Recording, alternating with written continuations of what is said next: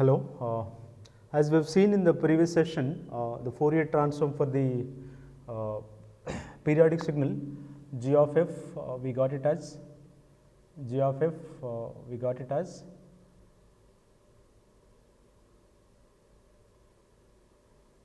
is equal to g of f, we got it as 1 by Ts summation n varies from minus infinite to plus infinite del of f minus n by Ts we got. This is the Fourier transform for the periodic signal, and if you recollect the xg of t, just we have seen xg of t, xg of f is equal to x of f convolution with g of f. So, just I am trying to substitute this particular expression in this particular equation. So, this becomes xg of f is equal to x of f, the convolution 1 by Ts summation n varies from minus infinite to plus infinite del of f minus n by Ts. So, now this xg of f can be written as x of f, or we can say it as 1 by Ts, 1 by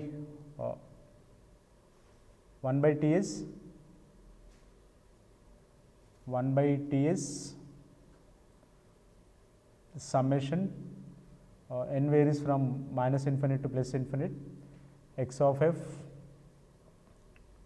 convolution with del of f minus n by Ts. So, now if you based on the convolution property of the impulse function, if any signal whether it is in the time domain or frequency domain convolve with this particular the shifted impulse function gives you this function itself. Wherever you have that f should be replaced by f minus n by Ts based on the property. So, from that we can conclude as xg of f can be written as 1 by Ts sigma n varies from minus infinite to plus infinite.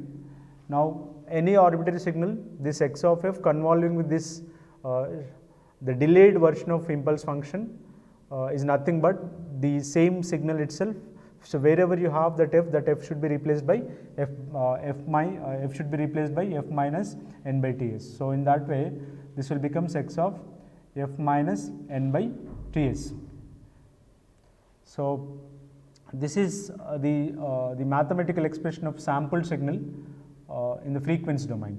Suppose if I want to expand it, xg of f is equal to 1 by Ts x of f. This is valid when n is equal to 0. I am trying to n is equal to 0. I am trying to expand the summation plus 1 by Ts x of f minus 1 by Ts.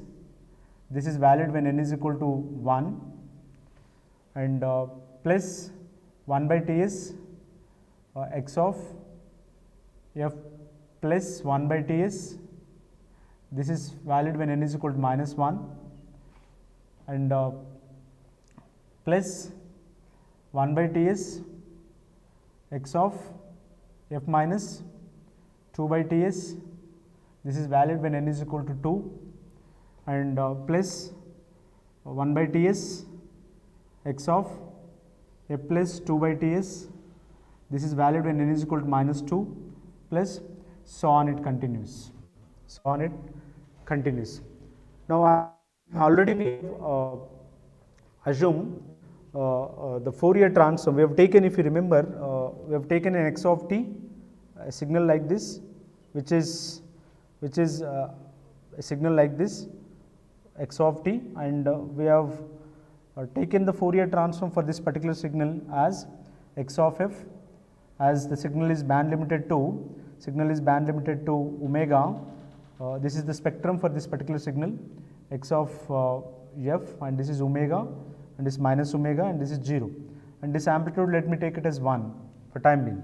So now with this assumption, this is x of f and the Fourier transform, and this is the spectrum. I can also say this is spectrum of signal, spectrum of x of t, or spectrum before sampling, we can call it as spectrum before sampling, spectrum before sampling. Now what I want to understand the spectrum after the sampling. So in order to sketch the spectrum after the sampling, this is the mathematical equation we got for the sampling theorem in the frequency domain. Now based on this particular spectrum before the sampling, we can also sketch the spectrum after the sampling.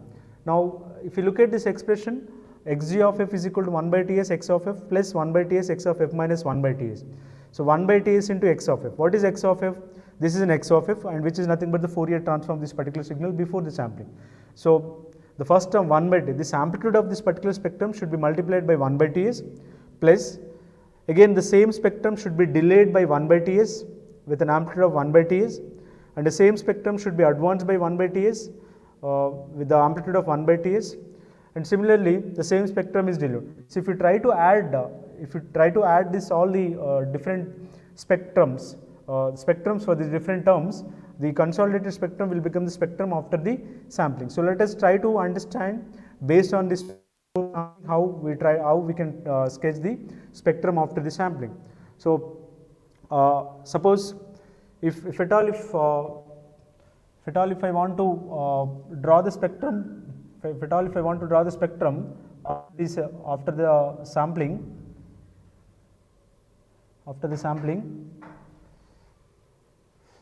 the sampling, so let me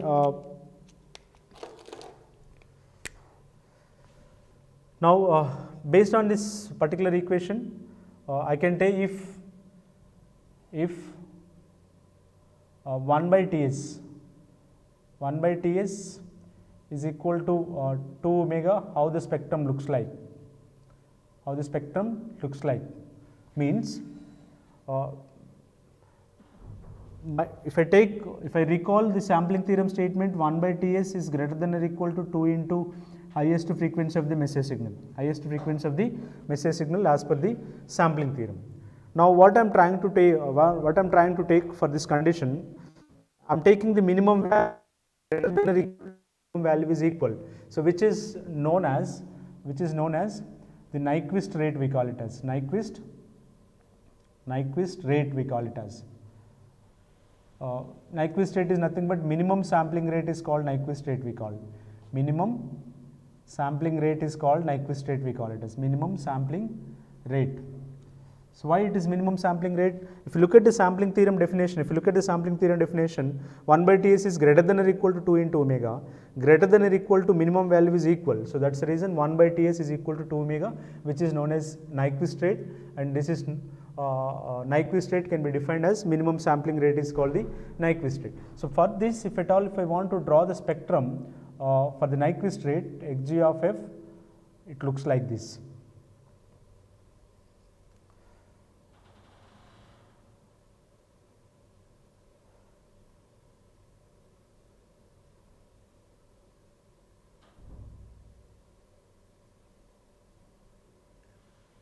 Right.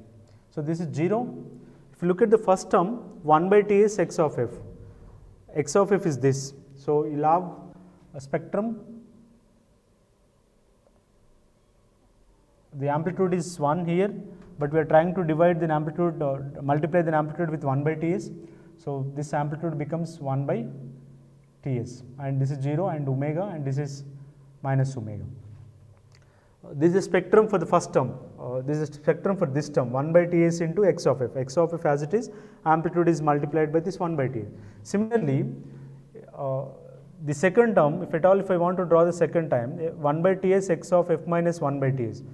The same x of f will be delayed. This x of f will be delayed. Delayed means right shift by 1 by Ts. And this 1 by Ts is equal to 2 omega. This 1 by Ts is equal to 2 omega. So in that case, the second term looks like this, and this will be the 1 by Ts. And if you look at the negative side, also will have spectrum like this, and this is minus 1 by Ts, and similarly you have signals like this, and this side also will have. This is 2 by Ts, and all these amplitudes becomes 1 by Ts only. So 0 to omega is omega, omega to this point is omega. So that's the reason 1 by Ts is equal to 2 omega. The sample spectrum looks like this. Similarly, we can also draw the spectrum if 1 by Ts is greater than xg of f. This is xg of f, and this is f.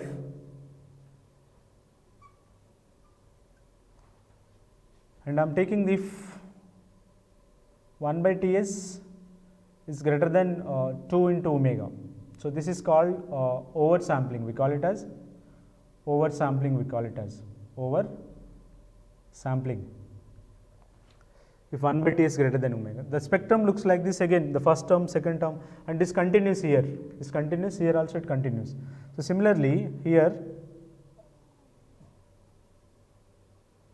0 minus omega, we can have this is plus omega, and if 1 by Ts is greater than omega, in the sense you will get the gap. It looks like this, and this is 1 by Ts, and this is minus 1 by Ts, and this amplitude again will becomes 1 by Ts. Now this generally this range of frequencies will be considered as the God bands. The reason why we are getting this God band is 0 to omega is 1 omega, and from this point to this point is omega.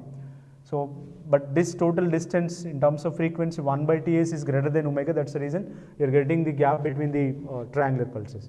Similarly, we can take another condition if 1 by Ts less than 2 omega, which is known as the undersampling, and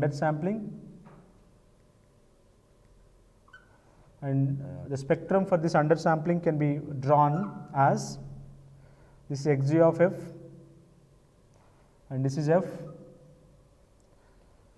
I say 1 by Ts less than 2 omega, it looks like this.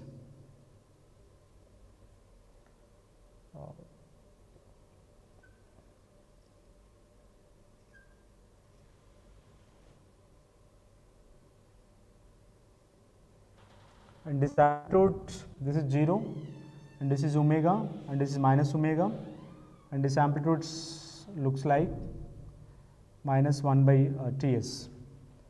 So this point will becomes 1 by Ts, and this point becomes minus 1 by Ts. Now this overlapping of frequencies, this is an area where the two triangular pulses are getting the overlapping. This particular overlapping of frequencies is known as aliasing. We call it as aliasing effect. Aliasing effect in the sense overlapping of frequencies. Now, if you look at these three conditions, if the signal is sampled, with the Nyquist rate, with the minimum sampling rate, the sample spectrum looks like this, and if the signal is sampled with oversampling rate, the sampling spectrum looks like this. If the signal is sampled with undersampling rate, the sample spectrum looks like this. So out of this, based on the different sampling rates, the spectrums looks like this, and these are the spectrum in either of the sampling rate. Suppose if my sampling rate is equal to the Nyquist rate, my sample spectrum looks like this. If the signal is sampled with oversampling rate, means if 1 by Ts is greater than 2 omega, the sample spectrum looks like this. If the signal is sampled with undersampling rate, the spectrum looks like this.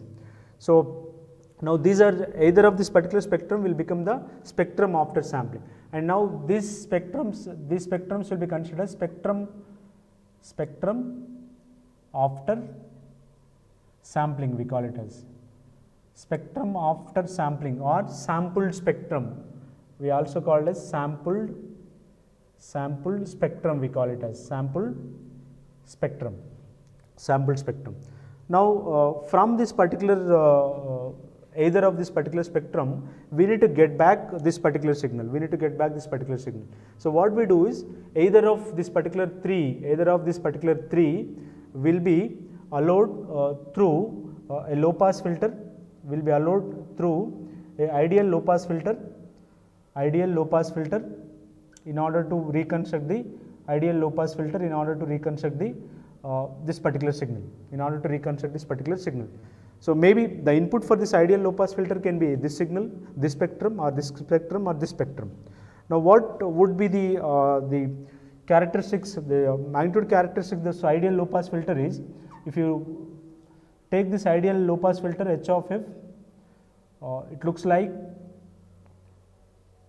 this is minus omega and 0, this is plus omega.